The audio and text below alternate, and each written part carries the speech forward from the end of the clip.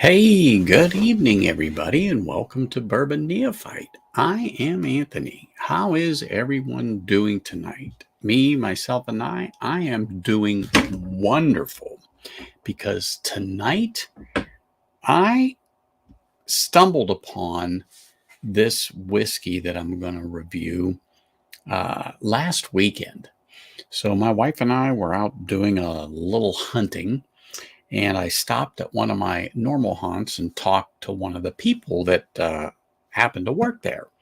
And we go back and forth, different whiskey talk, different chats here and there. And he kind of gives me a little bit of insight on things that are new, what's going on. You know, and he gives me a little taste of things here and there. So specifically, he took me to this particular whiskey that I'm going to talk to you all about um, tonight, and told me that he was very impressed with it and that he thought that it was very unusual and unique, particularly for its flavor that it had. Of course, I took the bait and said, well, I guess I'm going to get a little sip of it. And he said, yes. So, of course, I did have a little bit of it, and I'm not going to give it all away right now, but that's why I thought it was important to talk about, because I thought it was a good price for what it is. So, that being said, I definitely have to give a shout out to Gert, friend of mine who has his own channel, Whiskey Lovers Society. And if those of you don't know Gert, please make sure you go and give him a sub. Great guy, great whiskey reviews. Always enjoy listening to him and how he explains what he's nosing and what he's tasting. It's just like me. It's just like you. You know, he's a plain Jane, basically good, bad, love it. Love that about him. But also, I always got to give a little shout out to my buddy Richie Z and say, cheers. Always appreciate you. Thank you for being here. And then also, holy smokes, Kathy Joe from Women of Whiskeys.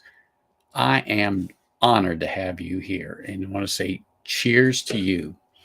But also, I have to stand up to show I'm in support of Livewire Whiskey. Some of you know that they are celebrating their 2 years on YouTube. Can you believe that?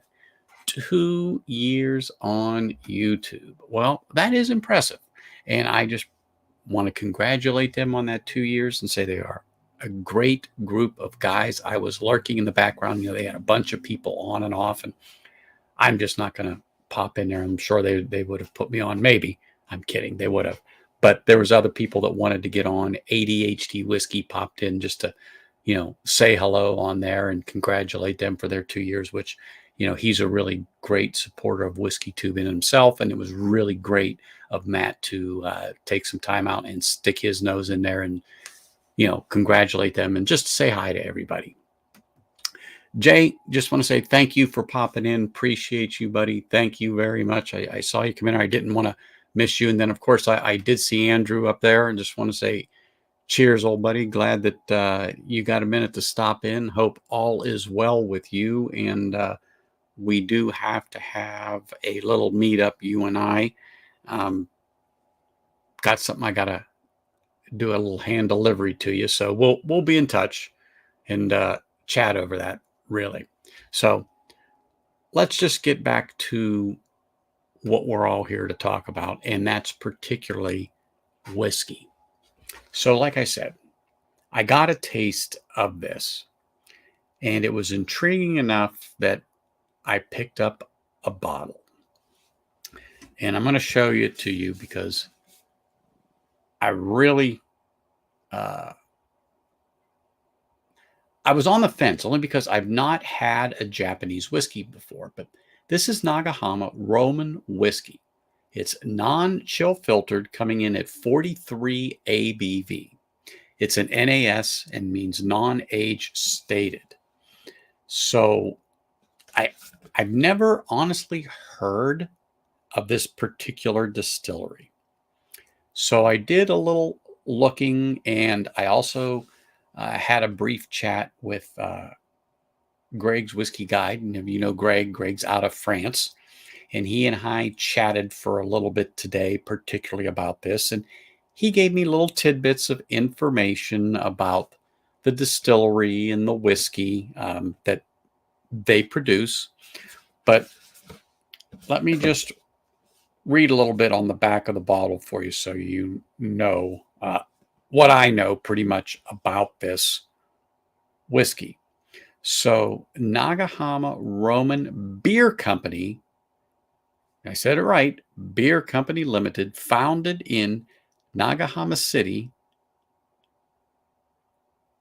in Japan, started producing whiskey in 2016. So they originally what we call a brewery, who started producing and making their own whiskey in 16. It's one of the smallest distilleries in Japan. And it does not only produce single malt whiskey, but also blends carefully selected whiskey purchased from other countries overseas and aged in Nagahama, so in their climate. So they not only make some of their own distillate, they buy it from other places and blend it and make other whiskeys. So I kind of did a little Google search on them. I looked and saw, yep, there's quite a few different ones out there. And I'll let you take a minute or two after the stream or while you're sitting here listening to me stammer a little bit to see what they have. But there was something that interested me, but unfortunately, it's experimental. So it probably either will not be released or is not going to even make it here to the States. But it helps to have friends. They are experimenting with a whiskey from Japan, aged in Lafroy quarter casks. I saw it on the website and I was like, oh my gosh. So that intrigued me right off the bat. Because that automatically went to me to say Lafroy, oh my gosh, peat, oh my gosh, deliciousness, finished. Of course, it's going to depend on how long it's finished in the barrel, yada, yada, yada. But anyway, so that intrigued me. They also have some aged stuff, an 8-year in particular, and then other ones. So like I said, you'll have to search it and see. So more than likely, since they started making their own in 16, they don't have any really old stuff. So they've sourced stuff, but they have been blending whiskeys, I guess, for some time. So that being said, I have nothing against newer distilleries as long as whatever they're blending or whatever they're making is good. And we've all had blended whiskeys. Matter of fact, as we all know, and I have said this, the majority of the whiskey we drink is blended because that's just what they do. Unless it's a single barrel, right? That means one barrel. But when you get other stuff like Jack Daniels, it is a blend of several barrels. So theoretically, it is blended. But anyway, that was a stream a while ago. I'm not going to beat that bush anymore. But we drink primarily a lot of blended whiskey. And like I said, unless it states it's a single barrel, single cask.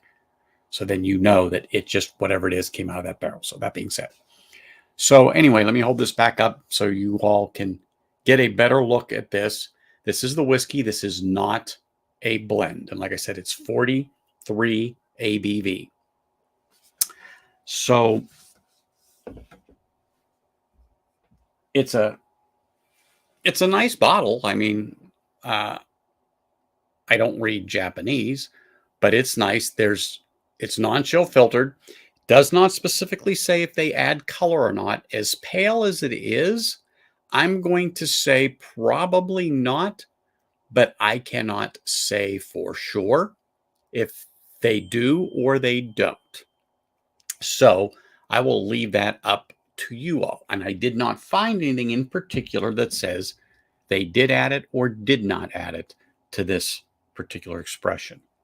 So let me pour a little bit here. Give me a moment. And by the way, one thing I did learn about it, which I don't have anything against it. Some of you may have because you are more of a purist, but it's a cap. It's not a cork on there. It is a cap. I don't care. I don't anymore. Today we know that makes no difference, cork or cap. So that being said, I have poured this a little earlier because I wanted to give it a chance to open up a little bit. I just kind of wanted to make sure I had enough in there. And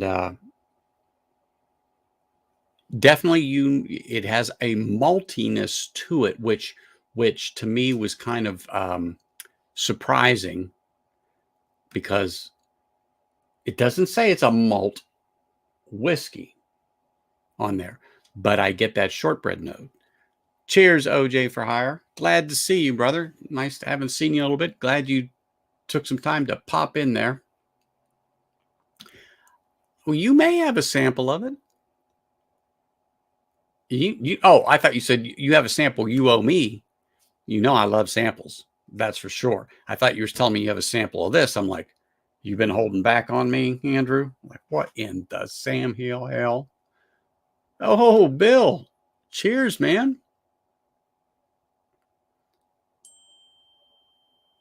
You know, I haven't had any of that, Bill, although I am really thinking about expanding my Japanese collection, let's say, because my wife many times has pointed and given to me Nika from the barrel, and I've turned it down. Now I kick myself because apparently that was a good bottle and it's getting scarce or a little hard to find, but neither here nor there. You know, uh, thank God I don't have that FOMO anymore, so I'm not worried about missing out on anything. Paul, cheers, brother. Thank you for popping in there. Always appreciate you when you pop over. Isaiah, cheers, man. Thank you for popping in. I didn't want you to think I didn't see you, but I got to beating my gums there and chatting a little bit. So I wanted to make sure that I said hi. Dan, cheers, man. Thanks for popping in there. And I sure hope egg roll is still rolled up well in that fox fur blanket of his, because I understand that the temperature took a little drop where you are. Holy smoke, Shane is still out of bed from Storytime Distillery. I cannot believe it. Cheers there, old man. Always great to see you. Thank you for taking time out before you hit the hay to come over here and just say hello to us all. Almost all Japanese whiskey is capped. Keep some backup corks. Otherwise, no worries. Yeah, well, I don't have any problems with caps. I never did. And whether it's a true cork or synthetic cork, yeah, I really don't care about that. That's, to me is irrelevant. I'm not that much of a purist. And whether they add color to it or not, it is not a deal breaker for me. Like I said, I am not that diehard on it.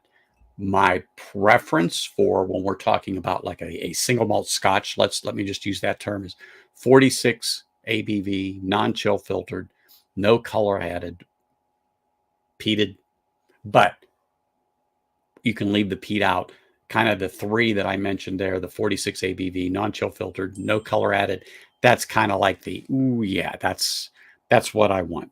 That's my kind of a sweet spot. Now, when you get north of that now, yeah, you're getting more to my liking. But anyway, I don't want to get on that horse because it's an avenue that we all can go down and talk about what our favorite little things are in a particular whiskey, when we're looking for it, when we see certain things, it kind of sets off the bells and the alarms, and we go, ooh and ah. Yeah, without a doubt. Steve, hello. Cheers, man. Thank you for popping in here tonight. Always appreciate it when you come in here. Really, thank you very much. Mr. Reynolds, cheers, brother. Thank you for coming over here. And looky here, we got Mark. Cheers, brother. Thank you for coming in. And Mr. Emanecker, too. Man, hey, keep going. They deserve it. Like I said, make sure you tell them I said hi. The only reason, like I said, I did not pop in there was just because they were busy. And they don't need me there. They've got a show to run. And they did a really, really good job tonight. Really did. I really, really enjoyed just sitting back and just listening to it. And I was kind of worried there that Derek and Scott were almost going to take longer than Adriana and Jeff when they did their battle last week. I mean, I was getting a little nervous there. But anyway, let's go back to this whiskey. I poured it in here and I've given a little swirl. Can you guys see what's on the side of this glass right now? Is that focusing in on? Because I see it. I see it on my monitor. Can you see the beads that are just hung there? I mean, holy smokes. Hey, JD, how's everything in Lithuania, man? Appreciate you popping in, man. Are you having a little tea this morning? But look at this. Can you see this? Yeah, I see it. I bet you can see it now because I really see it on there. This way I turned it so the light's got it just right. This thing is oily. It's viscous. The oils inside there are just clinging to the side of this glen. Clinging. Look at this. They'll slowly fall. They will slowly fall. I can't tell you the last time I honestly saw a whiskey that's as oily as this stick to the side of the glass like this. Look at this. Yeah, it is amazing. To me, first off, that's a definite thumbs up, which tells me that this is going to be nice and viscous. So the nose, I still get that malty bread note on this thing, and it does not say on the bottle, and it does not say on the box. And I have looked, and I'm looking again because I've made a few errors on this bottle only because of the 8-year-old and some other similar expressions. The bottles are very, very similar, but there is some distinct marking. So in other words, Anthony, you need to pay attention. So anyhow, but this does not in any way, shape, or form say it's a malt. But what I'm getting on the nose leads me to that it is a malt or a malt whiskey. Anyway, fruity, without a doubt. Honey, maybe reminiscent of a Scotch. So heather, honey heather, okay, something along that line. Pear, love that note. It's very sweet, fruity. Gert mentioned it today when I was watching a review that he was doing of Peat Week, the 14-year-old from Belvini. And he said it's a banana note, a banana bread sweet type note. I don't get the banana bread, but I do understand the sweet bread on it because I have the same bottle. But that's what I'm saying. He brought that up, and it might be a little stuck in my head. But That sweetbread note is there. And you know what, Richie Z, that is a good point, but it does not say that this is a blend by any stretch or means. And I've looked this box over, and there is no indication on the box or the bottle that it is, but doesn't mean that it isn't. They may not have disclosed it. I do not know what guides they have to follow there when they send stuff out. Are they required to disclose things like that? I do not know. I would think so, but I don't know offhand. So that being said, I do not see anything that says it's a blend or that.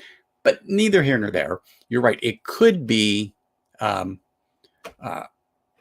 just how it went together.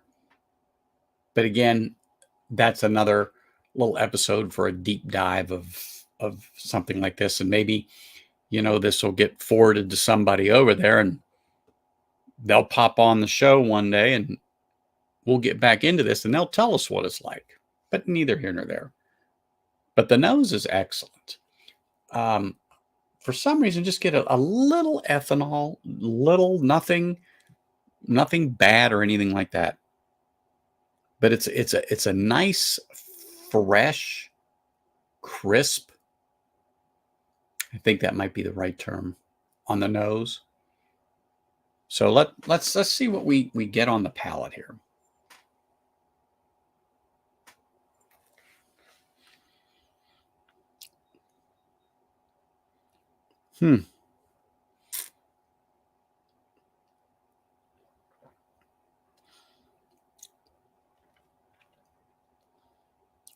Very sweet.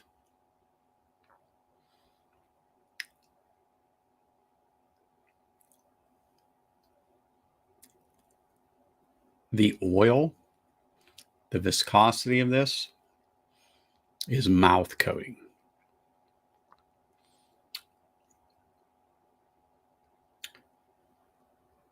And believe it or not, I'm getting a little peach note along with the sweetness, fruit. And when I say fruit, like apple pear combination, and a little bit on the retrohale. And the finish has a little spice to it, which is nice. Wasn't expecting that. But there's a little spice to this on the tongue.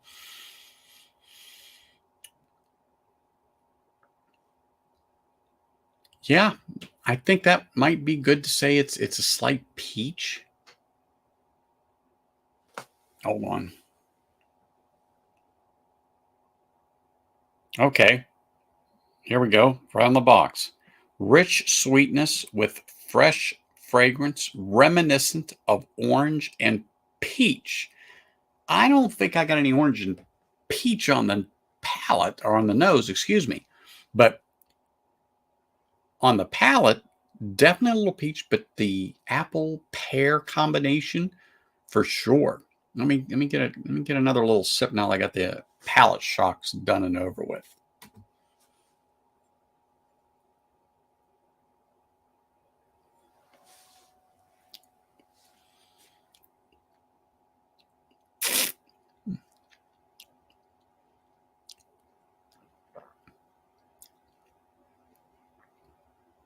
It is definitely light, but a nice oil to this. Now, I wonder if you can see some of the, see if it'll come in there. Can you catch the legs? Now, the legs only came up because I was drinking and tilting the glass, but those beads are still, there on the side from the oil. It's amazing. So Japanese whiskey is notorious for not being transparent, but they can blend like no one else. Well, I'm going to tell you what. Apparently so in this. Apparently so. I don't say this is a long finish. No, I wouldn't say this was a long finished whiskey. It's definitely not short, but that oil in here is still present. I can feel it. I like it. I mean, I think it's really good. And you're right. I said it does sound like a blended malt, but they do have an 8-year-old that's distinct and does say blended. So, and this one does not. So that's why I'm wondering. And I don't, like I said, this is an NAS, and I don't know how old it is. It could be 3 years old. It could be 4 years old. I have no idea. But I really do not get any of that real young note there. There is a little lemon like bitterness to it, which I usually attribute to younger whiskeys, be it in a Scotch or something like this. That's usually what it manifests itself as to me, if that makes sense to you all. There is a little bit of that there, but the fruits that are on the palate with this oil really seems to diminish that for me. I don't know how it works with you guys, but for me, it really seems to make a difference. I don't know what's going on here, but it's different. Let me get another sip. Let me get the third one in here.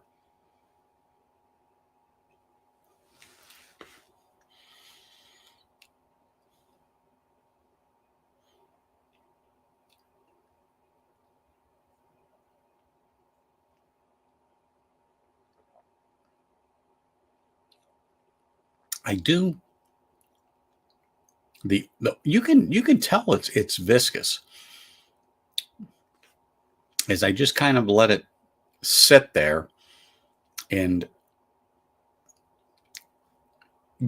really get all the taste out of it I can. This,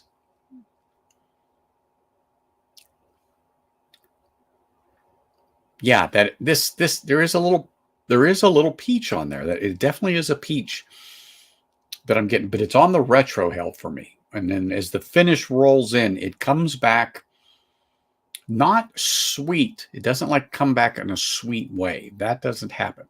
The spice kind of rolls in right along the center of the tongue to the tip, from the back to the front on this. It's definitely not off-putting or anything like that. No, I like that oak spice. I don't want it to be overbearing, overpowering, but the oil is still noticeable. The oil is still noticeable. I'm going to have to go with what you said, and Bill, and even Richie. I'm going to lean more towards a blended, like they got some malt in there or something about it. I'm going to say that there's something else on the nose I'm getting now. I don't know how to describe it, but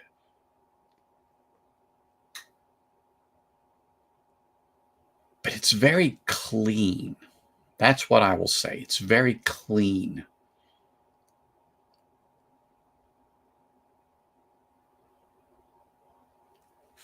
If this was in a blind, I would probably, not probably, if you asked me, I would say it was a blended, or I would say it was a single malt Scotch. I would say it was a single malt Scotch. I probably wouldn't say blended because I don't know. But that note of that sweet bread pops up on it. And at 43 ABV, I'm not going to add any type of water or anything like that. I think it's fine the way it is.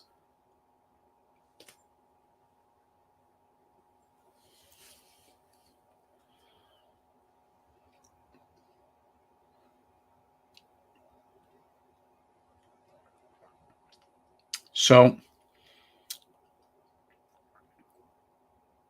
let me just say that I think this is good. For the $40 price tag that this is, I would tell you to not just buy one, I would buy 2 bottles of it. And I did buy 2 bottles of it. I have to say, I've been working on this for 2 days. One was last Sunday when I picked it up, and today. So, do you think I liked the bottle? Yes, I did. And it's at a price point that makes it affordable. I think it's a good entry level into Japanese whiskey. I like the 43 ABV.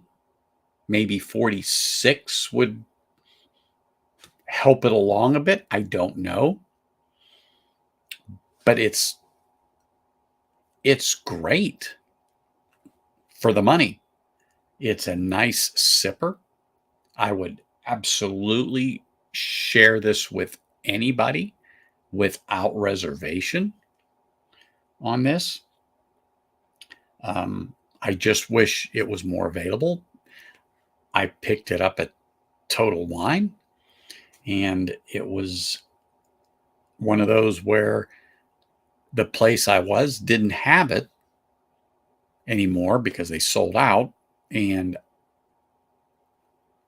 I drove to another store that held 2 bottles for me because they only had 3. And so we went there and I picked it up and I said, I got to have 2. Because when I had that first sip, and they were very nice, I got a nice pour so I could actually work with it a minute to really get and decide. That being said, I had to pick up 2. Aiden, what is this here? Hold on, I get right to you, Aiden. The Yamazaki 12 and I'm not even going to try it, are getting expensive, but I think it's worth the investment for the experience. Well, I believe in the experience. I really do. If it's something like when I took that first sip of this last week, I was like, what do you mean you don't have any? Why did you give me a candy bar and I can't buy another one? So that's how, when I found out that there's just none available around me other than that store supposedly had 3. And I said, well, I'm crossing my fingers that they have 2, and they did. So anyway, that's how I got these. But I believe it is an experience. I really do believe it is an experience. And in some instances, you get what you pay for. Other instances, it's good, but I wouldn't pay that price. No, Aiden, this is not the 8-year. Let me hold this up for you so you can get a look at it. This is the non-age stated one that I got from Total Wine. And I did misstate, whatever you want to say, once or twice, that it was blended. And the reason why I said this is because I was looking at the blended, and it's an 8-year-old. Now, this one does not state that it is a blended whiskey or a blended malt whiskey. But that being said, I don't care if it is or isn't. It's just good. And I don't know when you tuned in, but if I was doing this and you had sent me this as a sample blind just to see what I get off of it, I would have called it a Scotch or a malt whiskey. And when I say malt whiskey, that would have been ambiguous because I wasn't sure, but I knew it was a malt, and of course it's a whiskey. but I would more lean towards something along the lines of a 40 ABV Scotch, and I don't know, might even have called it a Tomatin 12 because of the fruit I get off of it with the malt. So, like I said, not sure or anything like that, but this is me thinking forward now after having this. If you had sent it to me, what I might peg it as.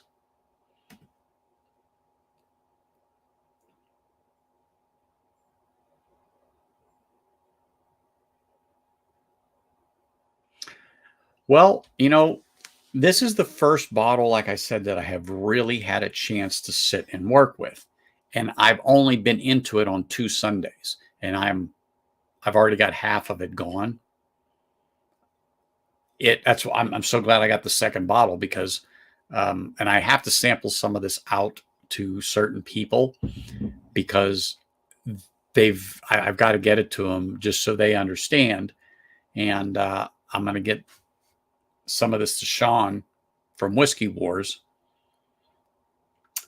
I gave him a little bit of a heads up on it last week. And I said, because he does those reviews for basically good valued whiskey, this fits in that price range if you could find it anywhere at that price. And if somehow, some way in my travels, I stumbled upon another bottle, I would definitely buy a backup for my backup of this one. I just think it's a nice, refreshing sipper, without a doubt. Yeah, well, that's the problem with most whiskeys anymore. They're just all getting too damn expensive. Bourbon Baller. Cheers, brother. Appreciate you for coming in. And I'm going to hold this up here again because the way it's viscous and everything, the way it just holds, it just beads up onto the side of the glass like that. I sure hope that this is coming through and you guys are catching that because I just think I don't get that often. I mean, I mostly will see it more on a Scotch than I will a bourbon, but not to this extent. Not to this extent, without a doubt.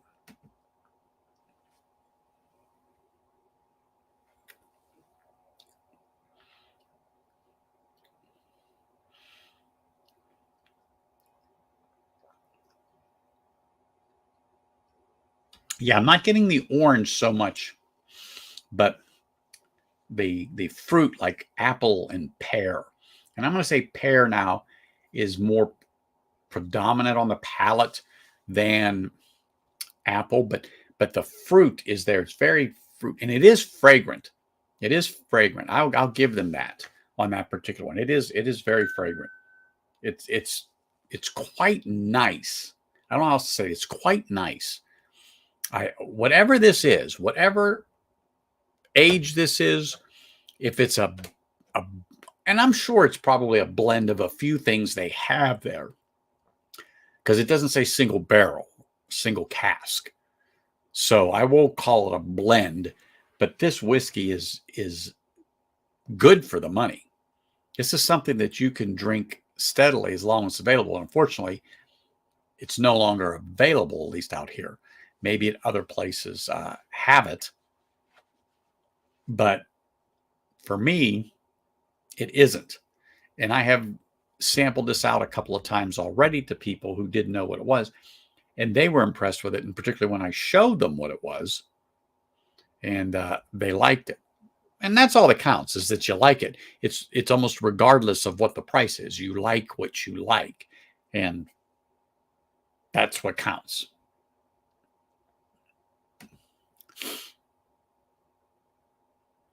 And you know what? That's a elegant. When I'm going to use that term, Bill. I think it's the oil. It's just the because it's non-chill filtered, and those oils and those esters and stuff, they're still very much so in here, that it's an elegant mouthfeel. It oh my God, I'm trying to figure out the words I want, but the fruit with that oil and how it just kind of sits there, even after you've consumed it. I get that on some whiskeys, but not to this level. And it's hard to explain until you actually can experience it for yourself, to put it in perspective, that I think is the key. And I'm sure you've all had some very similar to this with what I'm explaining. And I'm just using them to use the Japanese, but it might be in just a regular single malt scotch. But you might be able to relate. And if you can, great, because then you're going to understand a little better what I'm trying to describe and get you to understand. Because sometimes I just don't have the words to say, this is good, you need to buy it. And I'm telling you that, but I'm just saying, using that as an analogy. This is just, it's good. It is very good for the money, without a doubt. Nika 12-year was great, but now they discontinued the 12, and now it's non-age statement. I don't think I've seen Nika 12. Nika from the barrel, yes.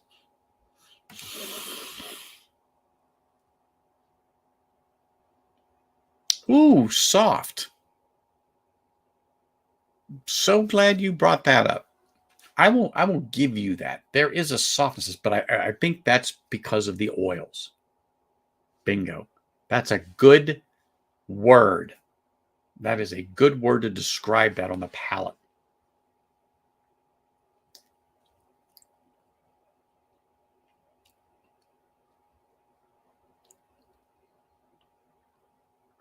It is light.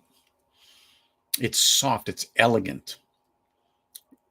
But the oil is what really makes it. I mean, I can, on the retrohale and stuff, I really get the floral notes, especially from the fruit that's there. This is about the 5th or 6th sip. So different things are coming out. The more acclimated I get, my senses are becoming more in tune with what I'm sipping on. I'm picking out different things from here.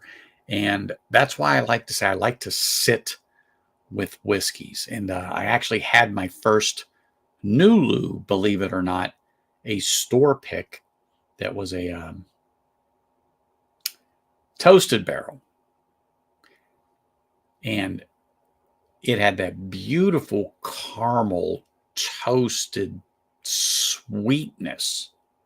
And I was like, oh my gosh, Elijah Craig toasted barrel. Not that it was tasted the same, but that toasty, sweet, graham cracker type of taste, that's what the little wheels in my head started to go to when I tasted that. The finish to me on that Nulu was like, it didn't evolve into anything. So I left it on the shelf. So like I said, some places I'm lucky enough I can get some samples of different things. Not that it wasn't bad, but it wasn't like my first sip of this. And when my first sip of this was, where's my bottle?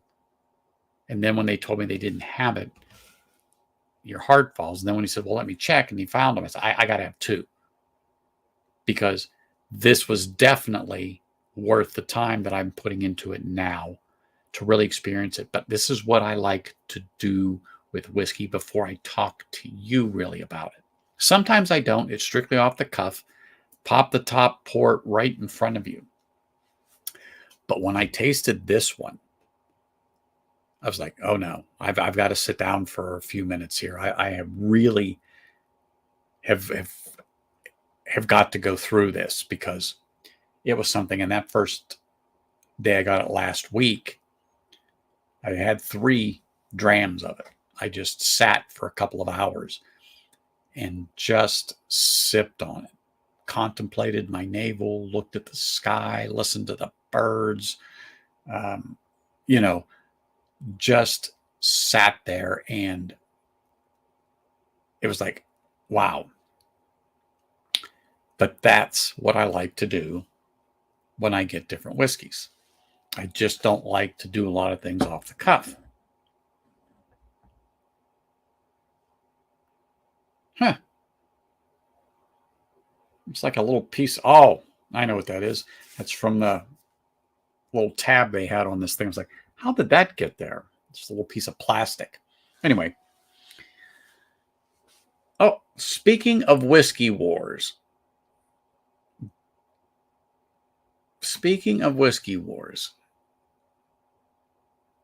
No, it doesn't taste like bourbon barrel aged whiskey. I do not get that note. I get some oakiness late in the finish. That's where I'm attributing some of the spice from. But no, I'm not getting that. I'm just surprised you're still out of bed, Sean. I mean, I know it's way past your bedtime. You should be hog calling by now.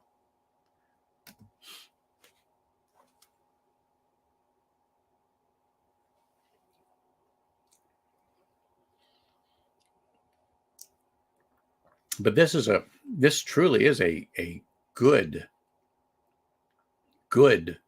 whiskey. A good whiskey. And I'm very happy with my purchase. Although very rarely do I go and get like a bottle or 2 from somewhere. I did purchase a few other things while I was there. But that being said, those are for another review. But it's something that I've wanted. And you know, when I went like that, I see my compass box right there.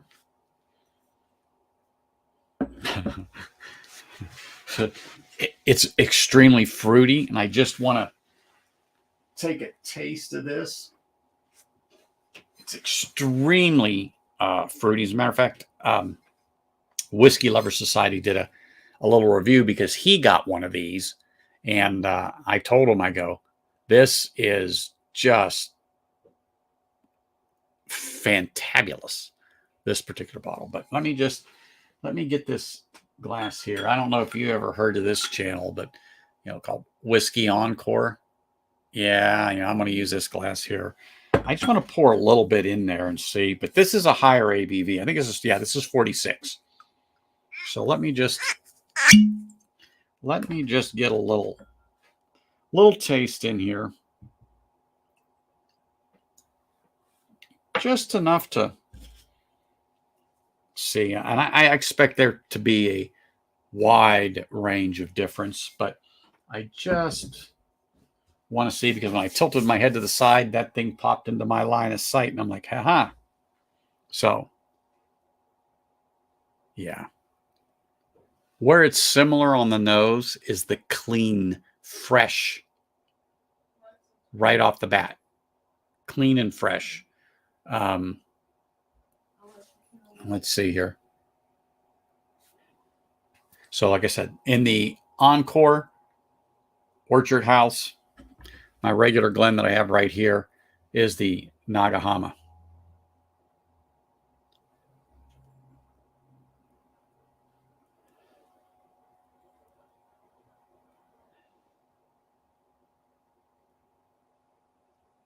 Close on the nose.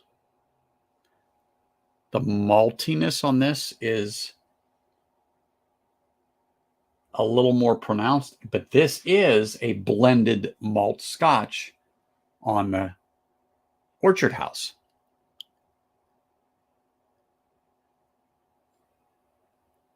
Yeah, now the maltiness is popping on that. The Orchard House.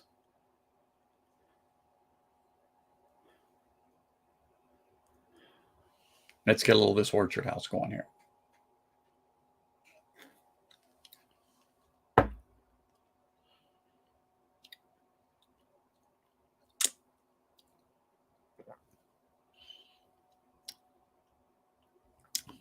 Sorry, it's not near as viscous.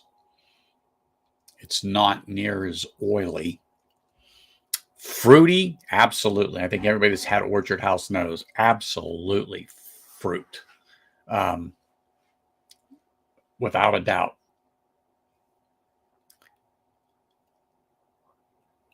But wow.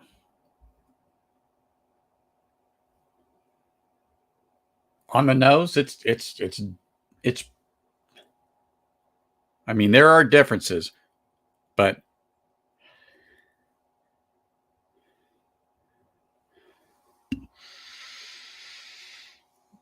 resetting the nose.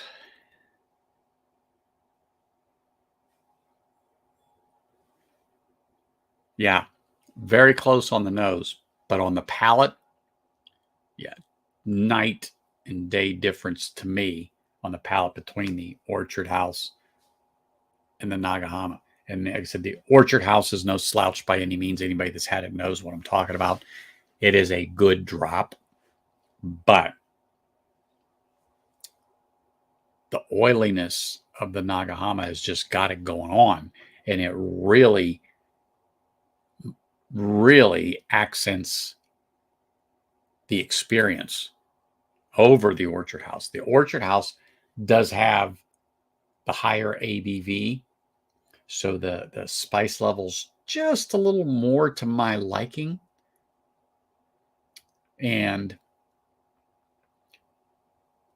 But right now, I'm more leaning towards the Nagahama as far as, ooh, I think it might push this one aside. And especially for, 40 bucks. And I think the Compass box is 55 in my area. Sound about right? Wow. I would, it's tough because 15 bucks is not a huge spread for me to go, yeah, I'm going to stick with this. But I definitely would pick up that third bottle of Nagahama just to have it leave the Orchard House, because I can get to Orchard House tomorrow. But that's just me.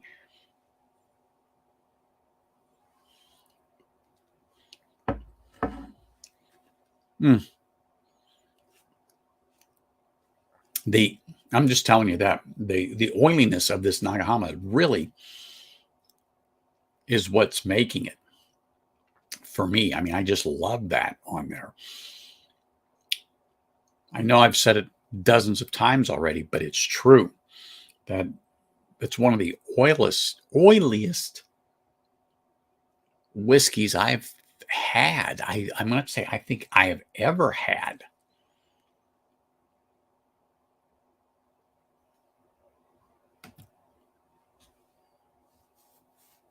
I don't know, JD.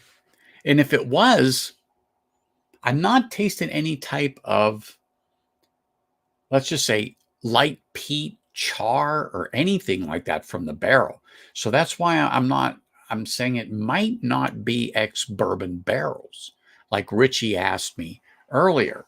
I don't get any of that char note or anything like that, or a more defined or sharper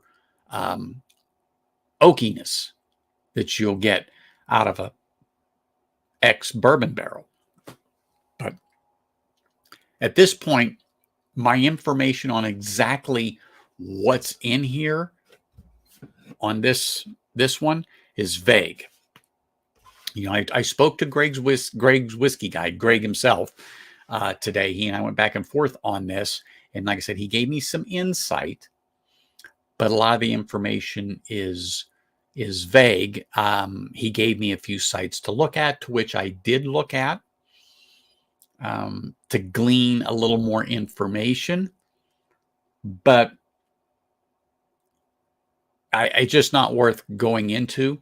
What you need to know is pretty much what I had given you. You can dive into it a little further and get that information out, yourselves.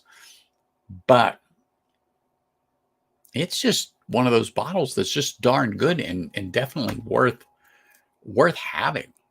Honestly, it just is.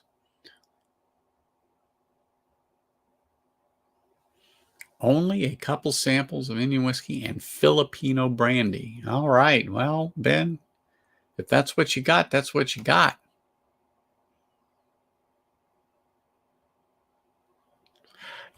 What's funny, Richie? It's funny you should say that, because it seems like the ones that you really fall for and you have one of, they're either really expensive, so it limits your second bottle, or they're reasonable but limited. In this case, very reasonable and almost non-existent, and I just lucked out to get what I got. Hey, Tater, cheers, man. How are you? Hey, appreciate you smacking that like button, man. Honestly, I do. Glad to see you could pop on over. I hope that you were over there with Livewire. Those guys were really rocking it for their 2-year YouTube celebration. I enjoyed just sitting back listening to everything over there. That's for sure. The Japanese are all about being understated in their whiskey. They will never bow. They will never blow you away, but you can really dwell with Japanese dram. I'm telling you what, last week, I said, when I took that first sip and I got a nice pour there, so it was enough to wet my whistle for me to get enough stuff from it that made me say, I need a bottle of this. And so when I picked it up, like I said, I sat down here, just like I'm sitting here with you and talking to you, and I poured a couple of drams of this. And wow, I just spent time sitting, sipping, and thinking. And I just like to do that. I just love that about a whiskey. And like I said, with that Nulu, when I tried it, I thought it was good, but I didn't want to put one in each hand. I also had, I did a review, 2 weeks ago, 3 weeks ago, Hirsch, the, oh my goodness, see what happens when I have to turn around here for a second. Oh, what did you do with it, Anthony? Oh, I think it's right here. Nope. Oh, yeah. The Bivouac, Hirsch Bivouac, the orange one. I was like, oh, God, what the heck is it? I thought it was good. I liked it. I liked the blue better, which is the one before it. But I got to sample the cask strength Hirsch. It's a 7.5 year. All right. I think it was 67 ABV. I mean, it was up there, because it made me even look at, wow, that's pretty high. It's finished in cognac cask. Beautiful sweetness on that. Light, but yet enough flavor that made you go, wow. The finish was good. The spice from the ABV, I thought was a little much for that, but it was good. But the $190 price tag, I think it was $189. I honestly, for a 7.5-year-old whiskey, I did not think that was worth the price to pay for that. It definitely was good. It definitely was good. But I had just enough of it, and I had the experience, but for the money, no. I just wasn't quite convinced that I was there to buy that, if that makes sense to you. You get a lot of whiskeys that you think are great,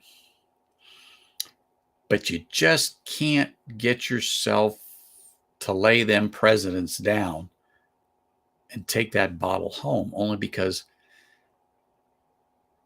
is it really $200 good? I don't know. Not for 7.5-year-old whiskey. I get an 18-year-old Highland Park for that, and I damn well know that's much better whiskey. It's not 60 plus ABV, no, but I wouldn't hesitate to buy the Highland Park over that. But that's me. That's just me.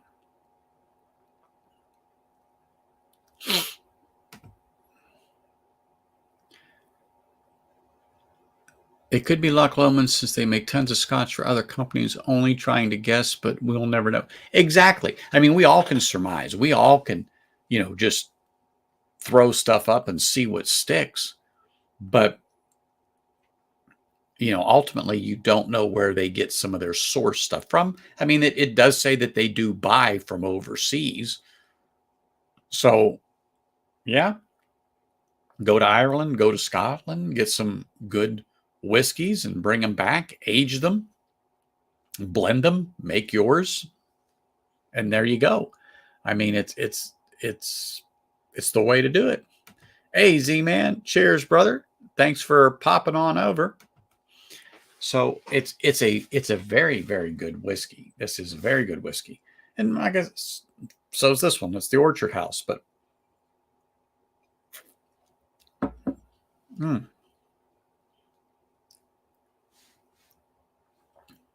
wow, the apples in that Orchard House is like boom, that green apple zest, that crisp but little tart. I wasn't quite ready for it, and it caught me there in the back of the throat. And that 46 ABV from this 43, you definitely know you're drinking a little more potent whiskey. But it just caught me off guard for a second there, because I just had a moment. But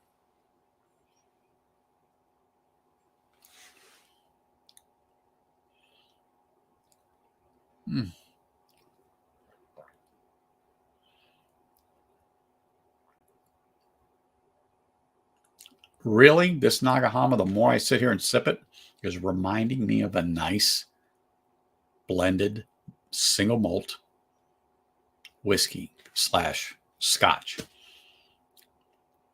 It's just this oiliness to it is fabulous. Really is. Really is. I mean, I don't really have anything else that I could think of that's as viscous or oily as this to go, hey, let me compare this.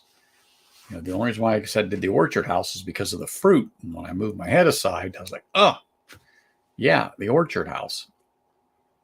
But I just wanted to get something that I knew was going to be in left field to bring this more into perspective, going from one to the other. And I was hoping that it didn't destroy my palate, and it didn't.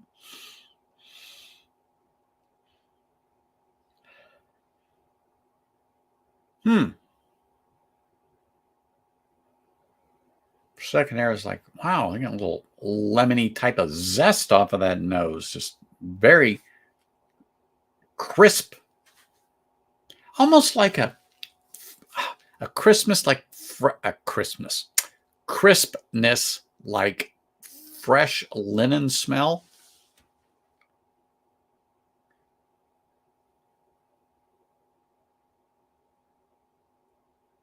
Yeah, almost like a fresh linen smell. And I know that's weird, but I was trying to say there's something different. And I said it was light on the palate. And I had a few drams of this last weekend, and I don't sit and talk it out like I do with you all, and then watch for your feedback on different things. So I'm even pulling some stuff out that I didn't catch last week, and I didn't have any today other than now. I thought about it a couple of times, and I said, no, I don't want to tire my palate out. But yeah, it's kind of like a fresh linen with honey, heather, fruit.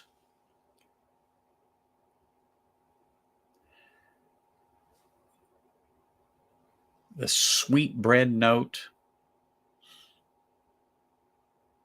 I like open discussions like this where, and I'm watching the chat to see who else pops in with something about them. But because I know most of you here are like me, we don't discriminate when it comes to whiskeys. We'll drink an American, we'll drink a bourbon, we'll drink American malt whiskey, we'll drink a Scotch, Irish. We always say we're equal opportunity offenders. And so definitely feel free, put your input in chat.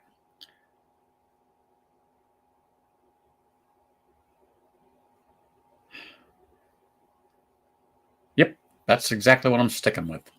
Fresh linen. Gonna sound weird and all, I know, but fresh linen, without a doubt. Hmm.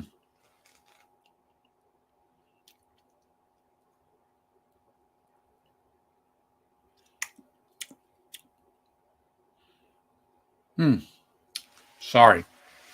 I just had to take another minute there and pause while I enjoy that sip. So that Highland Park 18 is at Costco's now if you need one. Oh, they get it. They got a shipment in? Okay. Well, I'll just say this. Yes, I always need it, but no, I don't need it right now. However, if you remember what they're selling that for, let me know.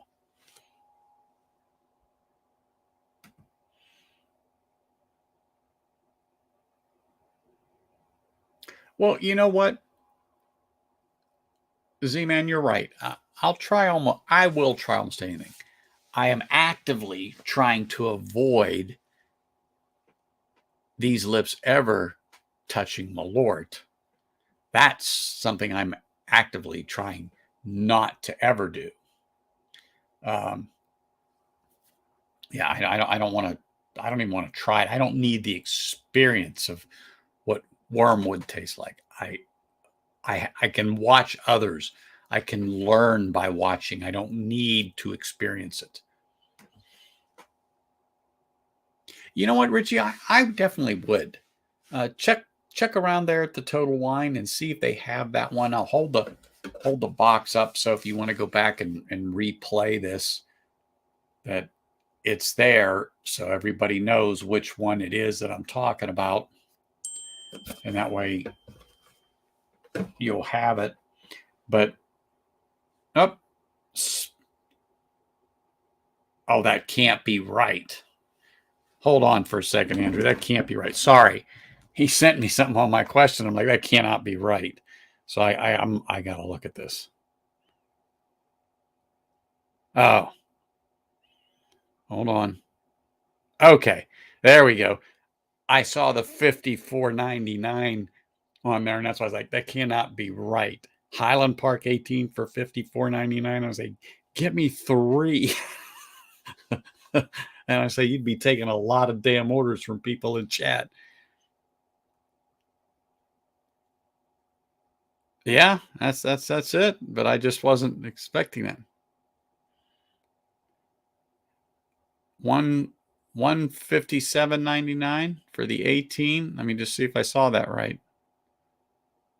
Highland Park 18 years single malt Scotch 750, 157.99. That's a respectable price for Highland Park 18. Definitely a respectable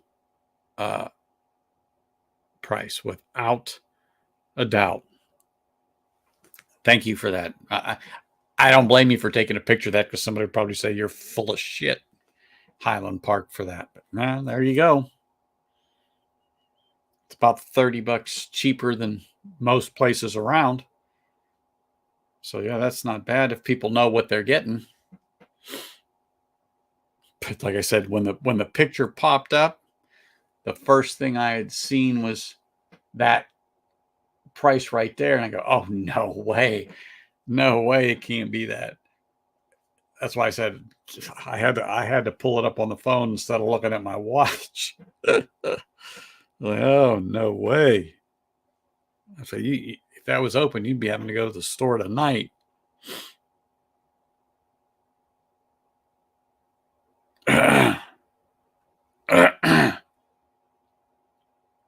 Sorry. Clearing my throat there a little bit. But yeah, definitely worth it. Oh, dude, if it was that at a bottle, yeah, we'd be going to U-Haul and working out a deal. That is for sure. That is for sure. So did anyone else buy any particular bottles this week or last week that's notable, that maybe something I should look into? I always love suggestions. I've seen some of your evening drams, Richie, on what you've been sipping on.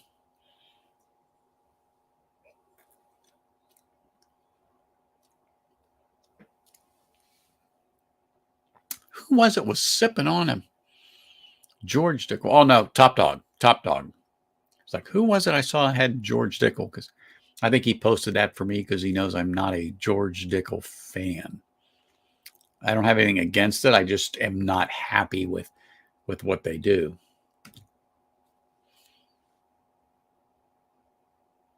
Yeah. Yeah, I did see your rare breed. I did see that, but that's something that's there, and I'm about halfway through mine.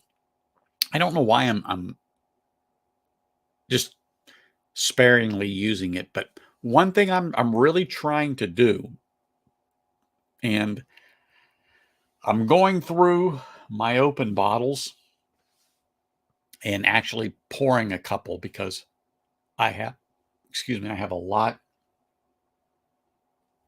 of whiskeys that I've opened, and maybe the bottles are only a third of the way, give or take, because I've had a couple of drams out of them, but then I've gotten other ones and moved on. So I'm trying to go back now and go back to these bottles and have a few pours at night, just to experience again. And so I've been working on the Bardstown Discovery Fusion series again, and I haven't went to them in a bit. And yesterday I was sipping on Fusion 5, and I was like, man, I forgot what that was like. Because, you don't sip them for a while. You don't go back to them. You do forget. Now, this one right here, I have been kind of eyeballing that. I think it was Stacy that told me about that and said that's a decent drop. And then I saw that you were sipping on it, and I'm like, it's got to be pretty good. Just popped the 2XO Innkeeper tonight. Looking forward to diving into that bottle. Let me know what you think of that, Paul, because I had the Phoenix, and eh, eh, it was okay, but it was one of those bottles where I'm like, I didn't, I didn't think it was $100 good. If that makes sense to you, Paul. I just didn't think that it was worth the money what I had. I thought it was good. Maybe if it was in the 65, I'll slide the scale up to 75 on that one. I mean, I think Dixon Deadman does a good job, but I just thought it was a little overpriced for what it was. For me, is why I didn't pick up a bottle of it. I held them in my hand. I could have as many as I wanted, but I just didn't. It just didn't hit it. But again, I wasn't really sitting with the bottle to experience it, to go, you know what? This absolutely has promise. I'll drink 2 or 3 glasses out of it, pop the cork back in it, throw it on the shelf, and revisit it in a month just to see if it opens up and how it goes. So I may not have been fair in my judgment of it, but I just wasn't convinced it was worth the money. Not that it was bad.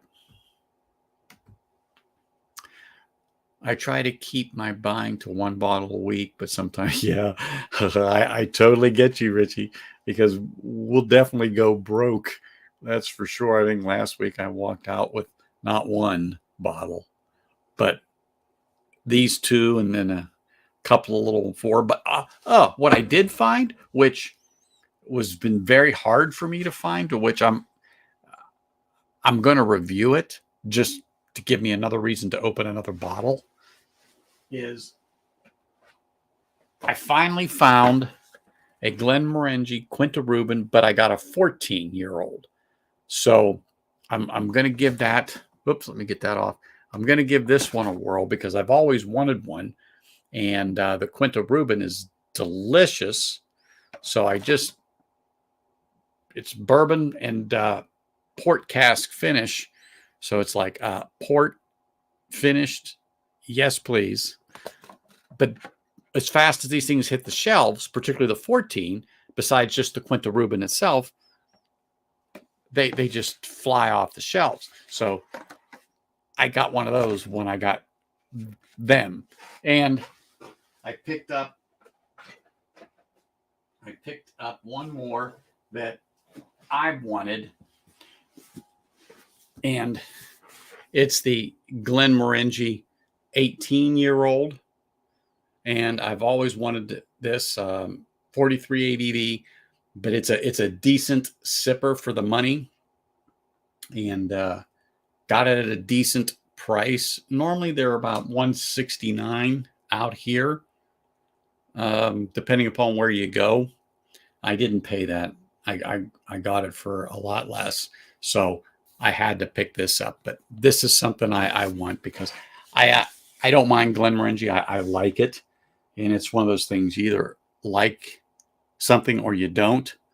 But this is something that I have wanted to put in my collection. As you know, they have the commemorative Glenmorangie 18 that the artist that had done the artwork on my Tale of Forest did it for one, and it's an 18-year-old, but they went, I think it's 190 to 200 for that, only because it's this that's on it. In other words, it's a special limited edition release, but it's still the 18-year juice. I got the 18-year juice, and I didn't spend an extra $100 on it. I love the artwork. I love the box and the presentation that it comes in, but I can't eat it or drink the box. It's the juice that's inside the box. Hence, I left that one on the shelf, even though I like it. But anyway,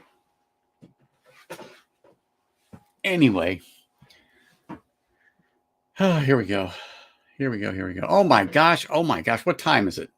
20 after 10 and hanging is still out of bed? Are you kidding me? Holy smokes, he must have had to get up and pee. Yeah, that Irish that you got, yeah. She says it is good. It is good and worthwhile, without a doubt. Oops, good move. Try not to buy whiskey today, but found a bottle of Knob Creek Rye on clearance for 17. Yeah, you got to buy that. It's 17 bucks on clearance. Yeah, it's a shame you couldn't buy two, because that's when it's like, that's when you got it. Like, what is it? 3-chord rye. All right. I think it's 95 proof. They generally sell for 49 bucks or so a bottle. Well, I guess it wasn't a big seller. It's not terrible by any means. It's not terrible, but it's one of those that just, I know people weren't interested in, but I picked up 2 bottles for 10 bucks each. And so it's definitely going to go to camp in a couple of weeks, and it will be consumed for sure. But I've never had it. I just know from other people that says it's okay. It's not worth, again, it's one of those whiskeys. It's just not quite worth the price that they're going for. But at $9.99 a bottle, I bought the last 2 they had, and it will go up to camp in a couple of weeks. And I guarantee you it will evaporate quickly, without a doubt. Without a doubt. Whoops.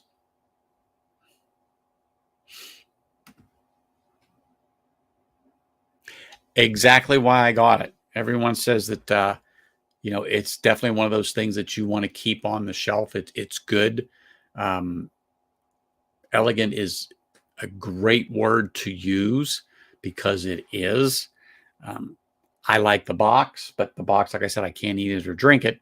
So I'm not really, the person doesn't really want to pay for presentation. I just want the juice that's inside. So, yeah, that's why I got it. Yeah, I saw you did that purple top there, Paul. Oh, Independent Joe. Let me raise the glass to that man. Cheers, brother. Thanks for popping in here tonight. Appreciate you. Mm-hmm. Mm-mm-mm. Let's see who else might have snuck in here that I don't know about.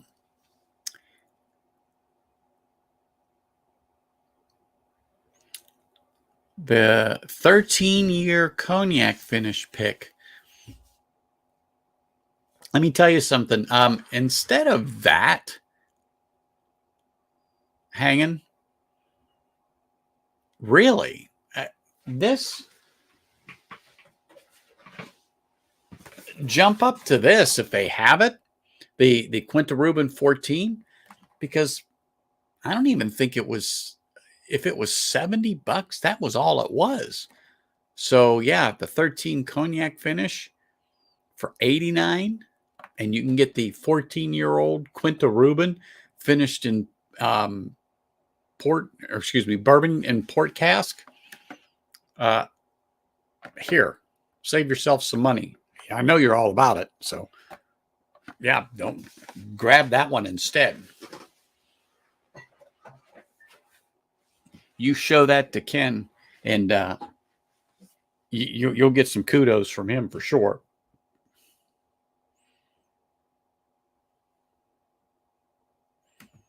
You just got in. Would you have to take the dog out to pee or what? I mean, come on. That's unusual for you. Unusual for you to be up. It is the nectar of life, Joe. I keep it here myself all the time. All the time. Mm.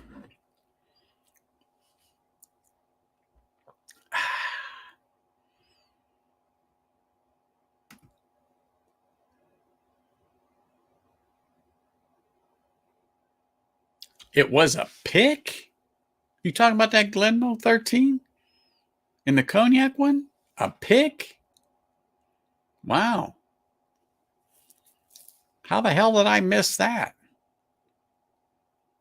Honestly, I don't know. But hanging, since you mentioned Total Wine, you need to go there tomorrow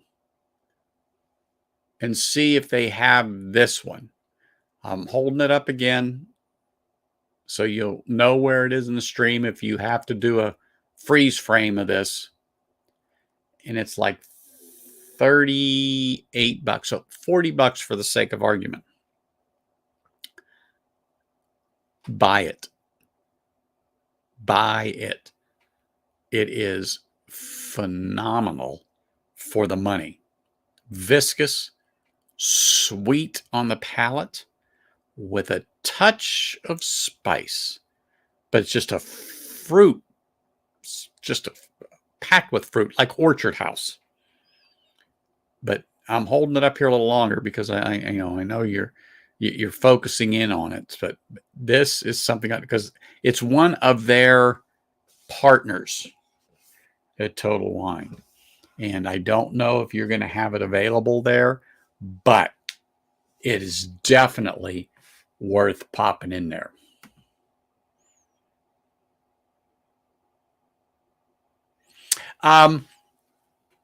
There is a 12 is the one before it, and then this is the 14. So apparently so, because Ken even mentioned that to me.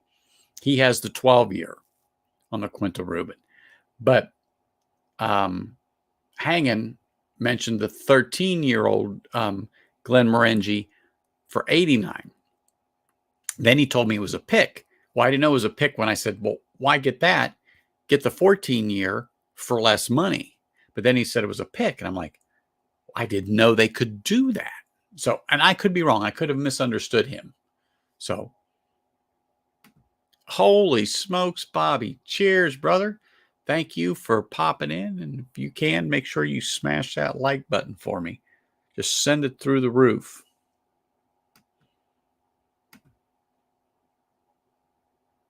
I said the same thing, especially whenever I tasted it. And I'm just telling you, I bought 2 because I had a sip of it and I was like, holy smokes. This was good. Here, I know you missed the first part, but this is the bottle. Here's the color. Like I said, I do not know if they add coloring or not, but I don't care. It's non-chill filtered. I would love it to be no color added, but it's relatively light. I get a little closer for you and turn it, and you can see. So I'm going to say no. I'll go out on a limb and say it might be 3 to maybe 5-year-old juice. And I'm just doing a wag. And if you don't know what a wag is, it's a wild ass guess as to age of it. But it really is good for the money. And the viscosity, the oiliness of it, when you get it in your Glen, give it a swirl. After a couple of minutes, it beads like a freshly waxed car caught in the rain. Good analogy. Go ahead and use it. But yeah, that's it is something else. It is something else. That's what I like to hear, brother. Smack that thing like nobody's business. Yeah, the Glenwood 13 Cognac finish is barrel select, aka store pick. Really? I didn't see that. Did it come in at 43, 46 ABV? Do you remember that hanging? Only reason I can probably look it up, but if you could spout it off for us, that would be terrific. That's for sure.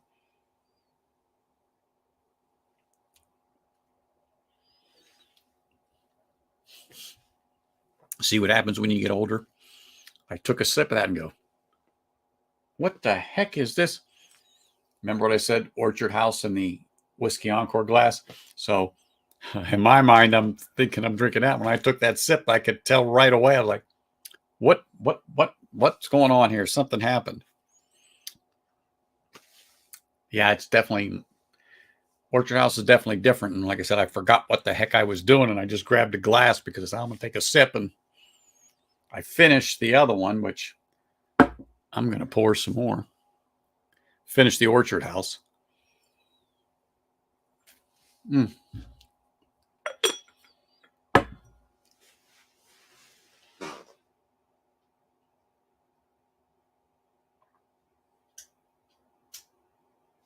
I'm just racking my brain a little bit. Like, do I have anything else close to kind of just see? No, I don't.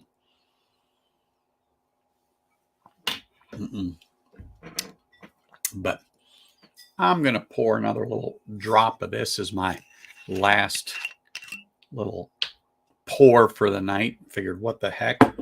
I mean, in 2 days' time, not bad on half a bottle. Just me. Oh, okay, I lied. 2 samples out of it. 2 samples out of it. But I needed to get somebody else's opinion. And they were really impressed with it also. I told them it's NAS, so it's more likely going to be a young whiskey, but they go, they hide it well. They hide that stuff well, without a doubt. So let me pour a little more of this in the glass here. There we go. Give it a little swirl. Like I said, it's a cap, people. It's a cap. We just put it on. Voila. But that is good. So being that it's that good, I'm going to take a break from it this week and next week and excuse me, get into something else, probably the Quinta Rubin or maybe that Glen 18 year. I don't know which one I'll review, but I'll do it. But I am definitely going to be on the lookout for more from Nagahama for sure. When it comes out, maybe there's some places I could buy it over in the, in the UK, something like that, and get it sent to me. I don't know. I'd like to try that 8 year. Aiden knew it, so apparently it's something that he may have seen before. So anyway, and then I noticed my buddy here, Richie, is posting a couple of channels here. And the first one I want to make sure that we draw attention to, particularly people that watch us on replay, is Bad Axe Bourbon. If none of you are subscribed to Bad Axe Bourbon, please get over there and give Bobby a subscribe. Great guy. Does some great reviews. He buys his wife great hats. She has a wonderful hat that she got here in Las Vegas last time that they were out here. And I said, that is a fine, fine hat. And then another one right here, Northwest Bourbon. Make sure you guys go and subscribe to Mark. Again, another fantastic guy, whiskey reviews, veteran, still in the military, serving us today, without a doubt. Make sure you go over there and visit with him. Give him a sub. It's always appreciated. And then do not forget another veteran, retired, but a good friend of mine, Independent Joe. Man's got more reviews and whiskey reviews than I have seen in a while. And he's going to give you a frank and honest opinion, either good or bad, or don't even think it. But it's one thing I can assure you about these guys that I just talked about. No bullshit on their reviews. It's either good or it's going to be bad. And that's what we all want to know. And is it worth the hunt or not worth the hunt? Period. they treat their reviews like they're going to spend your money. So it's just plain honest stuff. So great group of guys. Please make sure you go over there and give them a damn sub. 92? Oh. You can't zoom in. You don't have your trifocals on where you just keep stacking them? Come on, hanging. Even I got them in here, although I can't stack them. But no, I got it. That's one thing about the pictures from Total Wine. When you try to zoom some of them up, they pixelate, and it's hard to tell. But yeah, send me the link to my phone. I know you got my number. Yeah, send me the link to that, and I'll look at it. But I don't recall seeing that at all down there. But not that I wasn't looking when I was there, but you know, I saw other things that were shiny. Also, people, do not forget ASMR Whiskey. That man has a voice that's definitely suited for radio or whiskey tube.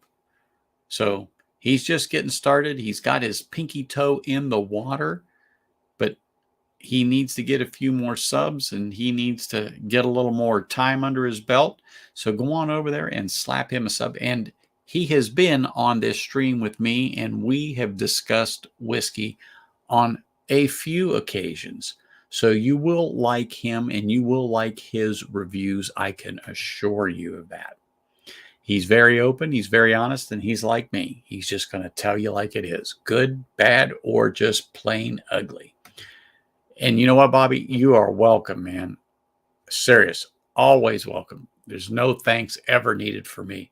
You have a wonderful stream. You have a great content. You know, it's what people need, and it's what people want.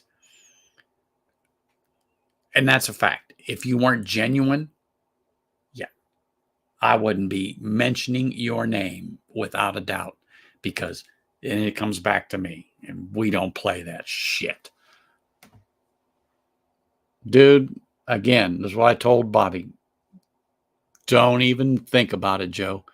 You are worth my time any day of the week, brother. So make sure you guys just get over there and slap a sub all the time. Slap him a sub.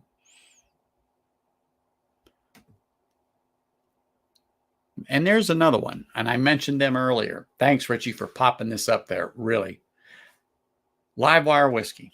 They just celebrated their 2-year anniversary on YouTube. They are burning it up. Let me tell you. I didn't get on the stream today, but I watched them, and I just kind of sat back in this chair and sipped on a little whiskey, and people were popping in, popping out. And I mentioned earlier, ADHD Whiskey popped in. And if anybody knows who ADHD Whiskey is, Matt Porter, great guy, whiskey tuber. But, you know, he took the time out to pop in there and give them a shout out and congratulate them and have a little sip with them. So, you know, there's just a bunch of wonderful people within this community that I can't give enough shouts out to. So really appreciate them and the things that they do. So get over there. If you guys haven't subbed to Livewire Whiskey, they're on Sunday nights before me. So 6 p.m. my time here, which is Pacific. They come on. Would be 9 p.m. Eastern, so that we can get this time zone thing straightened out. But really a good bunch of guys that do great just reviews, and particularly their battles. And there was one just a couple of weeks ago that I was on and did a blind and went up against Mr. Whiskey Shits. And we pretty much held up together toe to toe.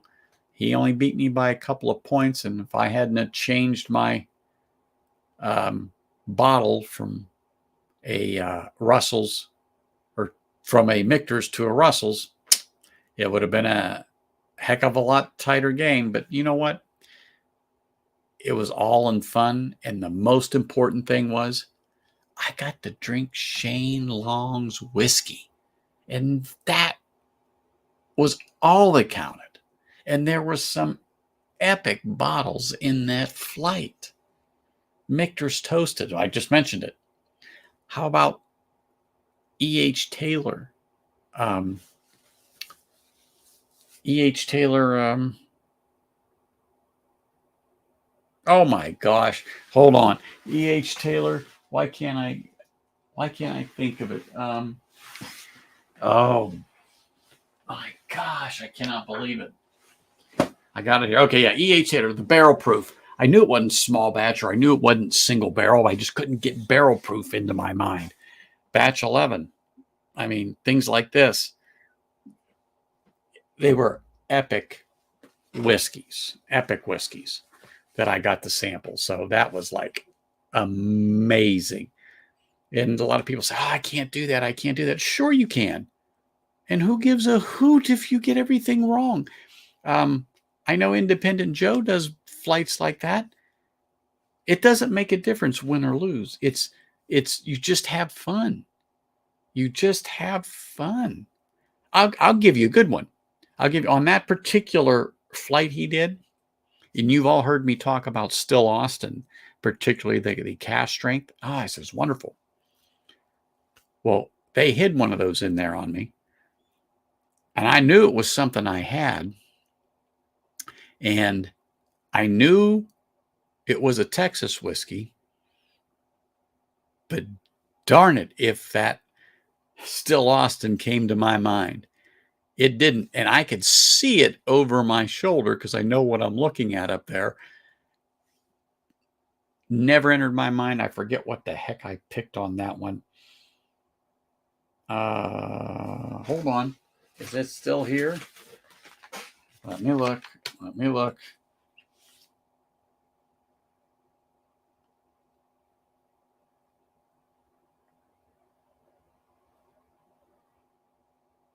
I got Texas. I said Texas, and I said, well, no, wrong one. Sorry. Right church, wrong pew.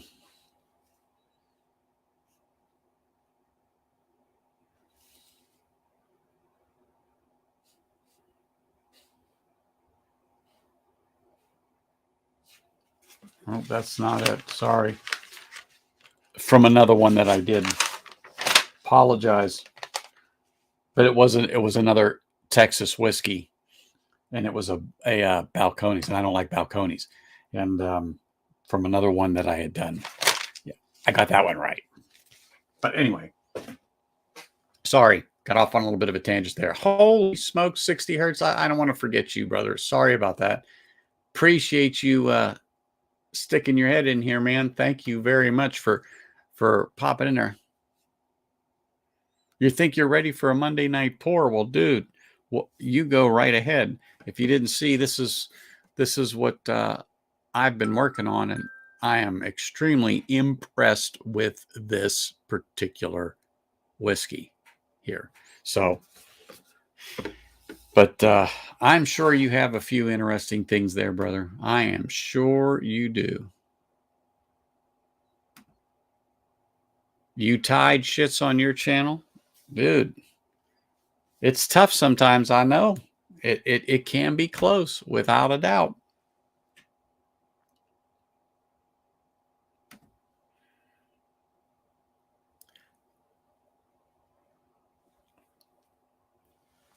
I've been told, Richie, that I have really got to get a bottle of that. I just haven't had that yet. Hey, Bourbon, cheers, brother. Nice to see you. How you doing? Oh, Indianapolis. All right. He's just out cruising. Or are you actually stationary? Hey, post his link for me if you can, Richie, so we can give Bourbon a shout out and Whiskey Uncensored so people can subscribe to him.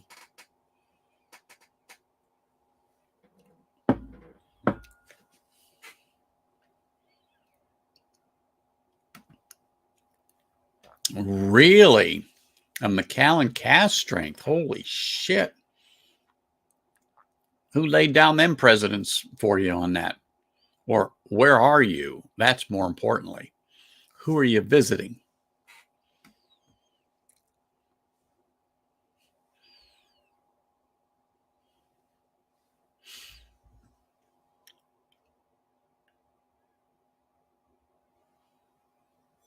You are. You're bougie. There's no doubt about it, man. There is no doubt about it. You might as well be. Okay, there's his YouTube channel. People that are in here, if you don't know Whiskey Uncensored, pretty much he doesn't hold back. As long as you're respectable, Whiskey Uncensored is for you. Trust me. Great, great streamer, honest whiskey reviews, honest talk, without a doubt. Slap him a sub. Check him out. You will like it.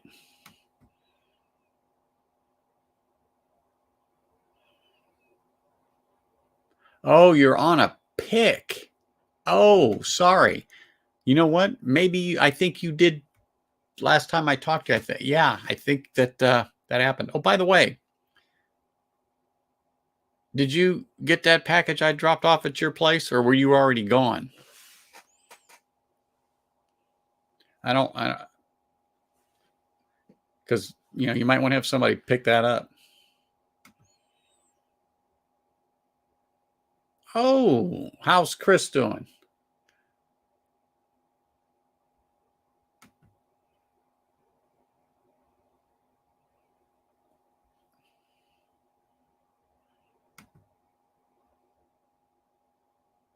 No kidding.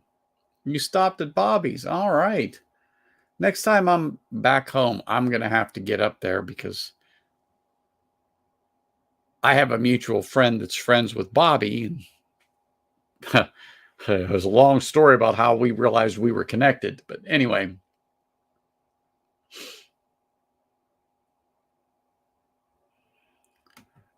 Ben's drinking something amazing. Well, everybody knows what the heck I'm drinking. There's nothing. I'm not holding anything back on that.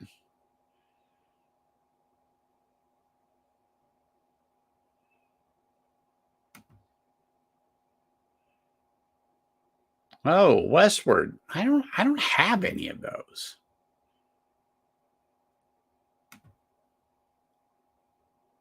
Yeah, you're not going to be disappointed. I'm sorry I couldn't stay. I forgot that you had left anyway, but I had to get back out here.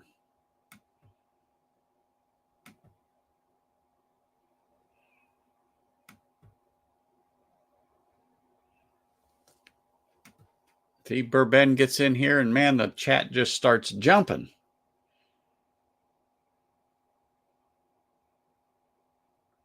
Huh. All right. The real deal.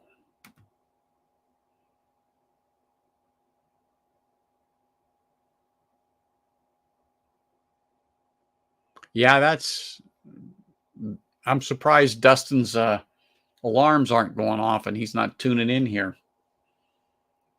That's for sure.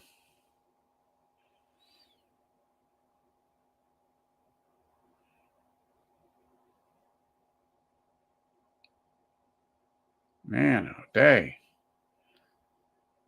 Dude, that vehicle's getting some miles. You're gonna need an oil change before you get home. Mm-mm-mm.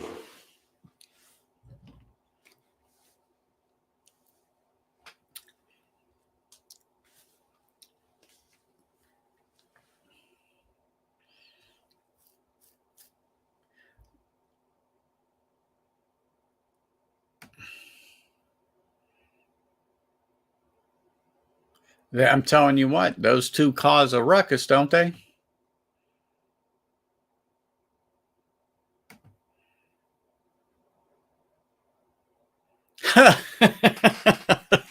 I'm just busting your hump too. Sorry about that. Yeah, well, you got to do that once in a while. You just got to do it.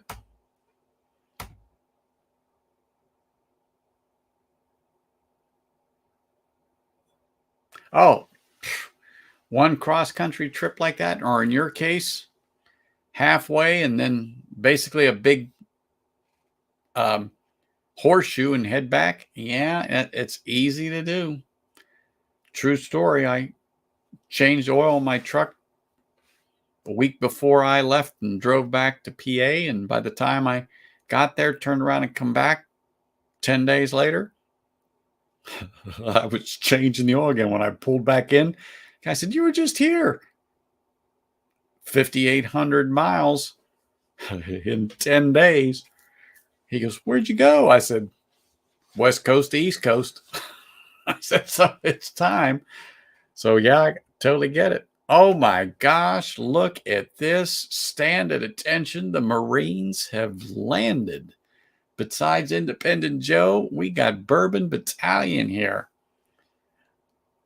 Guarantee you, boys, we are perfectly secure. Guaranteed. Cheers, Bobby.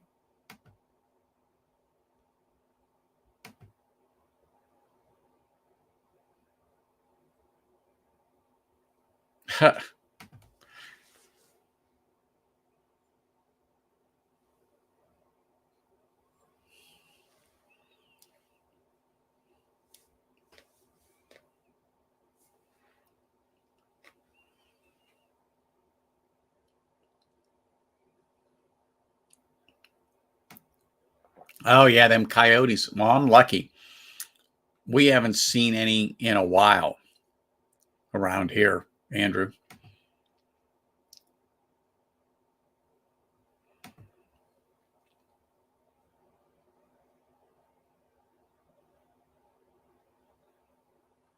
Perfectly pH balanced. Absolutely.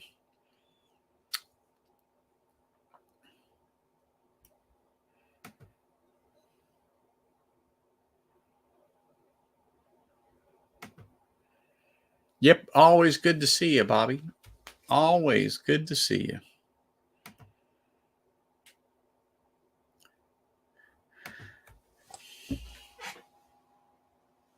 Yes. Thank you for putting that up there. If people don't know, make sure you guys go to either Instagram or YouTube, like, follow, or subscribe to Bourbon Battalion. Man knows whiskey and cigars.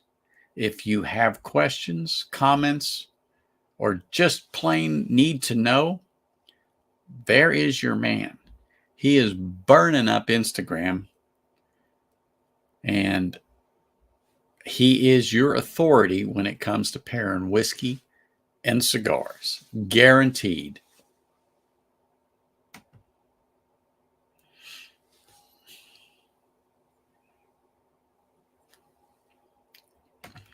Hey, Whiskey Joker, cheers, man.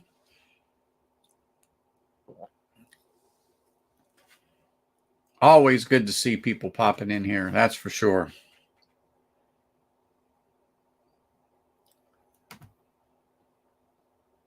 See coyotes every day in southern yeah, well, yeah, well, they're here every day. It's just that now that the developments have caught up to where I am and it's no longer desert in front of me, I don't see them as much, but they are here. And every now and then you will hear them that people's dogs go missing or cats. They don't discriminate. It's unfortunate, but hey, we're encroaching in on their territory. So that's just how that is. That's just how that is.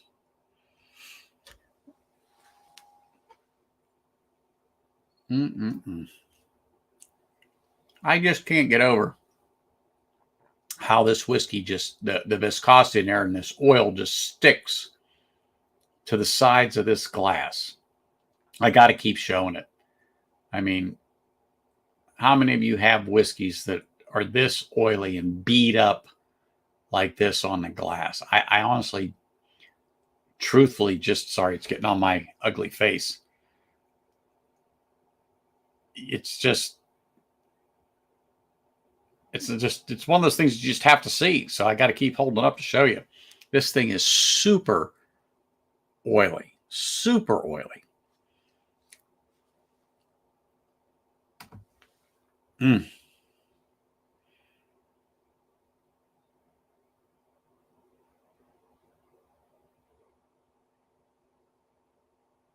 Well, sure hope that cat didn't use up all its 9 lives. That's for sure. That poor cat might be in trouble.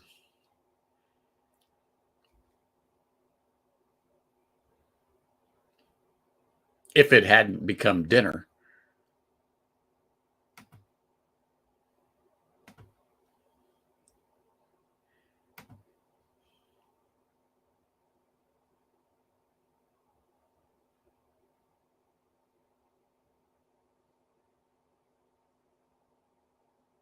Yeah, that was on the news. I'm going to say within the last 2 weeks, I caught that too, and I had to do a double take, and I went, "What?" And actually, yeah, it's funny how he was able to do that. But yeah, that was news.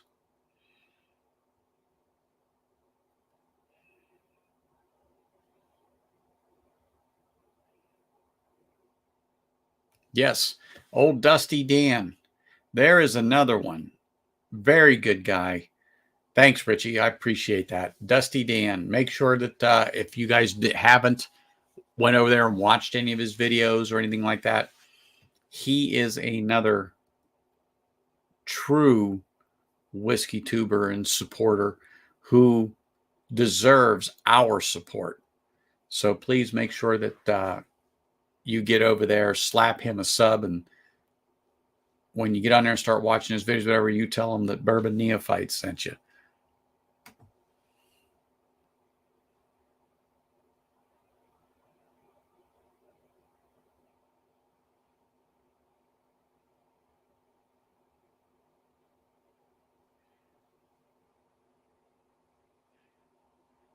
That's it.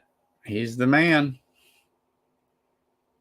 Oh, them javelinas are a pain. Them javelinas are a pain. Whiskey Joker, thank you for supporting these guys. Honestly, really appreciate you for doing that. They are good. Go in there and wait till you see some of Bobby's videos. I mean, just a real down to earth guy with honest reviews. Gets a little excited, you'll see, but you know what? He's just an all around good guy, and I really appreciate you going over there and supporting them because they support me, and in turn, we support each other. So let me raise a glass to you, sir, and I mean it. Cheers, and thank you for that. Mm.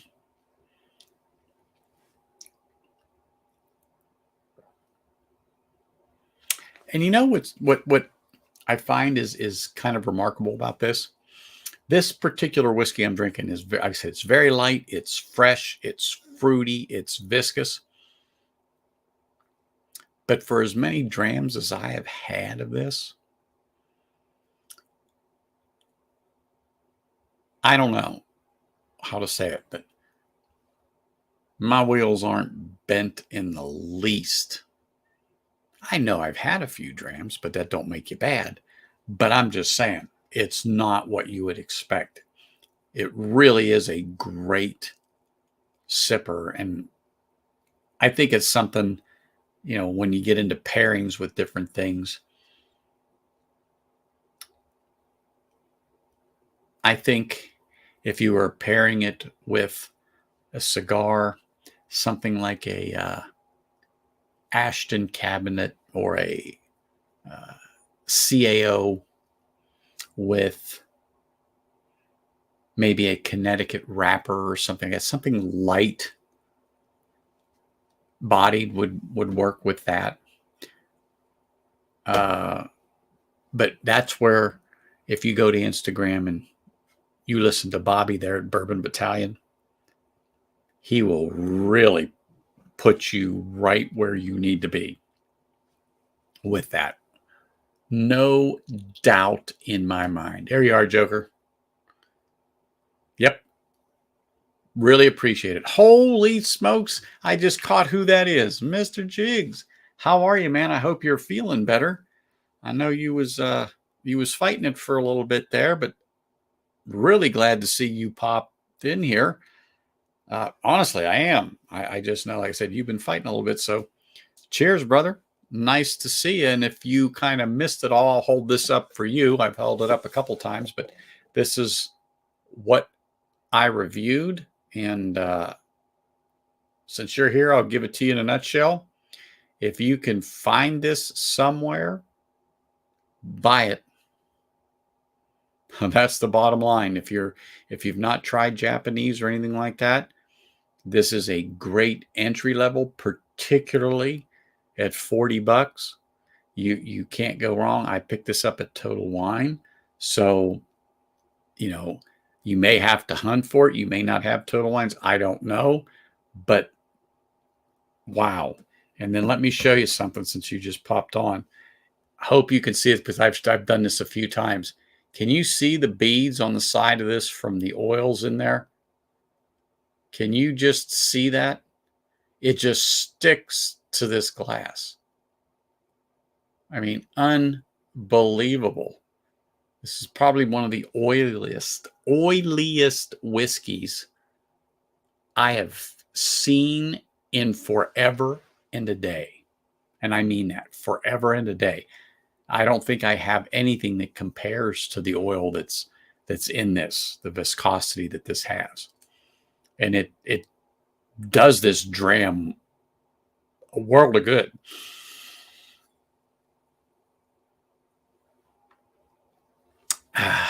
Man. So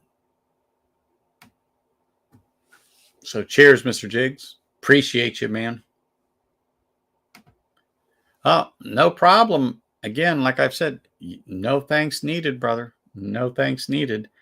And I'm that much closer to that collab we talked about a few months back, Bobby. Honestly, I am. It's just trying to get everything nailed down with the other people. I even got a couple people from the UK who are going to be involved also. So it's working. It's a work in progress. I just want to get some other things in line before I roll it out. So just keep in there. I didn't forget, but appreciate you.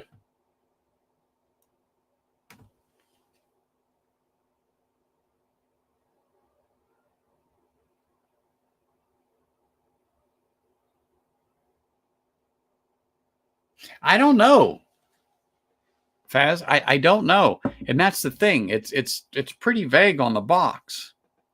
And you weren't in it earlier in the stream, but I was talking to Greg's Whiskey Guide earlier today. We were chatting back and forth, and we were chatting back and forth, and he was giving me a little bit of scoop on this too, and basically said, look, they don't state where they get some of their sourced whiskeys from, and this doesn't say, which is fine. I don't care. If it's good, it's good. I don't care really where the hell they get it from. They got to get it from somewhere, but they do have some of their own distillate. And I said they started, I think, distilling in 16. Is that what it says? Yeah. So, well, they got maybe some 7-year-old juice. And I know they got an 8-year-old bottle out there. So they got that from somewhere. But anyway, neither here nor there. Yeah. But man, this thing is just oily to the hilt. Really is delicious. Oh, Vegas art.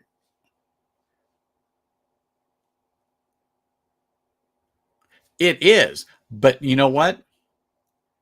I'd have to sample you some because I bought the last 2 bottles here in Vegas, brother. I bought the last 2. but I have no problem in sampling some to you, and I mean that.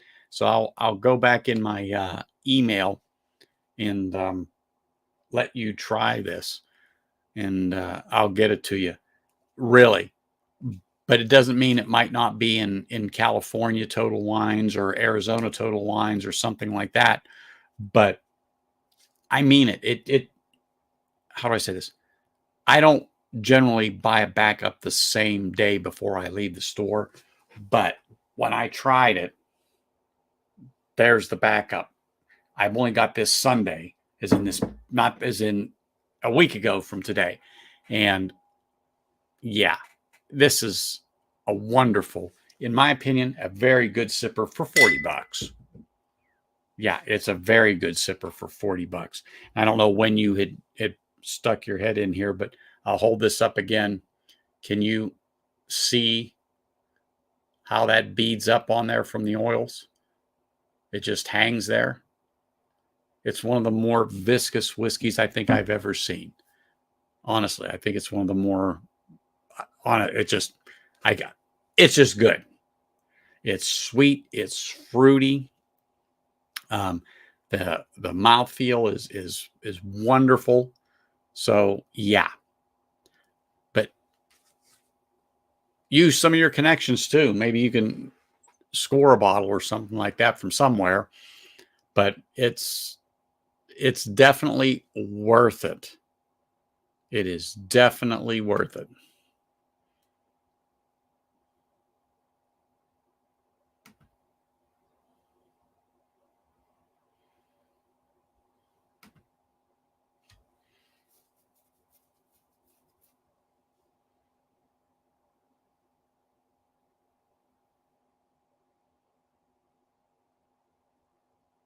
Well, this is 43 and it's non-chill filtered.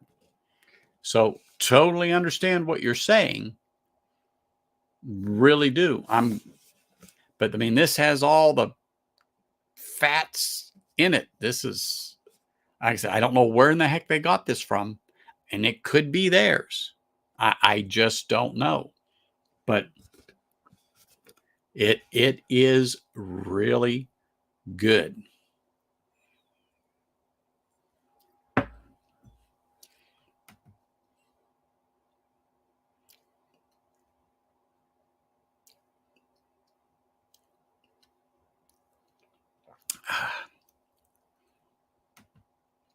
Anyway, man, that is that good.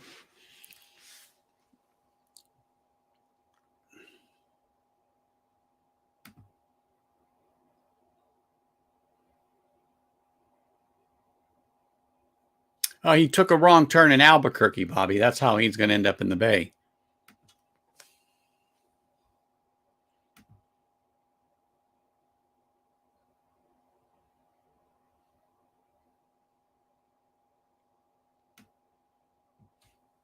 But yeah, Vegas art. It really has impressed me. You know, when I got a sip of it originally, I was like, holy smokes. It's just light, it's fruity, it's viscous, and it's just was at a good price. And when I picked up mine in Summerlin. So, and there was only literally 3 left. I got 2. The other guy that was with me at the time that I had popped up there, he hadn't picked his up. But from what I understand, it's gone now. But it's definitely worth keeping your eye out over. Definitely worth keeping your eye out over.